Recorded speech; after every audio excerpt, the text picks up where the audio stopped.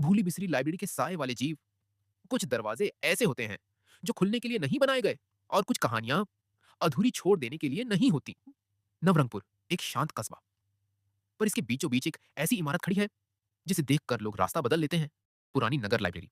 कहते हैं वहां की किताबें पढ़ने वाले अपनी यादें खो बैठते हैं, और वहां की दीवारों पर अब भी स्याह परछाइयां मचलती हैं। रात का समय। एक पुराना चौकीदार दीवार पर टिका बैठा है, आंखों में सन्नाटा। हवा में किसी ने सवाल पूछा है, क्या तुम्हें याद है तुम्हारा नाम क्या शुरू है? होती है। अर्जुन, 13 साल का लड़का, किताबों का दीवाना। उसकी दोस्त नैना, जो भूतों को भी तर्क से हराना जानती है। और टीटू, डरपोक लेकिन सच्चा दोस्त। तीनों को स्कूल प्रोजेक्ट के लिए कुछ पुराने किस्से चाहिए। अर्जुन को मिलता है एक संदिग्ध रास्ता, पुरानी लाइब्रेरी का। बुजुर्गों ने चिताया, उस जगह को भूल जाओ बेटा, वहां कहानियां नहीं, साए रहते हैं। पर अर्जुन हंस देता है। लाइब्रेरी के भीतर अजीब सी ठंडक, दीवारों पर अधूरी कहानियों के नाम, अलमारी के पीछे से आती फुसफुसाहटें। एक पुरानी किताब जमीन पर गिरती है। उसका टाइटल है मैं अधूरी हूं। जैसे ही अर्जुन उसे खोलता है, किताब से एक स्याह परछाई निकलती है, धीरे धीरे कमरे में फैलती हुई। उसका चेहरा नहीं, बस आंखें, लाल जलती हुई। टीटू एकदम जड़ हो जाता है। वो चिल्लाना चाहता है लेकिन आवाज नहीं निकलती। अर्जुन को दिखता है कि टीटू की आंखें बदल गई हैं। वो अपनी माँ का नाम भूल चुका है, अपना नाम भी। पर अच्छाई उसके जन से यादें खींच ले गई। नैना दीवार पर कुछ लिखे देखती है। हर अधूरी कहानी बनती है एक साया जीव। वो तुम्हारी सबसे कीमती याद को खा जाएगा।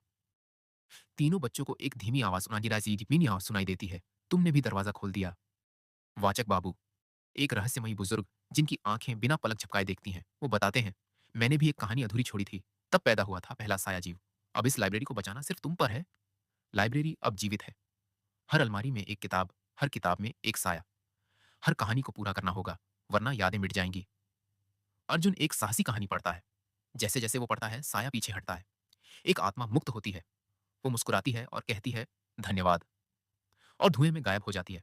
पर अब सामने आता है वो नाम जिससे वाचक बाबू भी डरते हैं, काल साया, जो सारे साया जीवों का स्वामी है। एक कहानी जिसमें कोई अंत नहीं। कोई भी जिसने इसे पढ़ा, वो कहीं खो गया। काल साया अर्जुन को अपने भीतर खींच लेता है। उसे एक आईना दिखाता है जिसमें उसकी माँ की आखिरी मुस्कान कैद है। काल साया कहता है, अपनी सबसे प्यारी याद दो और मैं तुम्हें मुक्त करूंगा। अर्जुन कांपता है, लेकिन फिर वो किताब उठाता है, माँ की फोटो उसमें रखता है। हर कहानी को अंत चाहिए, और हर अंत बलिदान मांगता है। काल साया जलने लगता है। लाइब्रेरी की दीवारें कांपती हैं। सारे साया जीव चिल्लाने लगते हैं, जैसे उन्हें मुक्ति मिल रही हो। हर अधूरी कहानी अब पूरी हो चुकी है।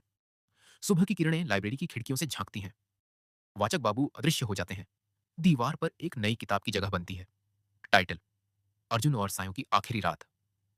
अर्जुन की माँ की तस्वीर हवा से धीरे धीरे उस किताब पर उतरती है, जैसे कह रही हो, मैं गई नहीं थी बेटा, कभी कोई कहानी अधूरी मत छोड़ो, क्योंकि हर अधूरी कहानी के पीछे एक साया तुम्हारा इंतजार कर रहा है। अगर तुम्हें भी अधूरी कहानियां डराती हैं, तो इस वीडियो को लाइक करो और कमेंट में बताओ, क्या तुमने कभी कोई किताब अधूरी छोड़ी है?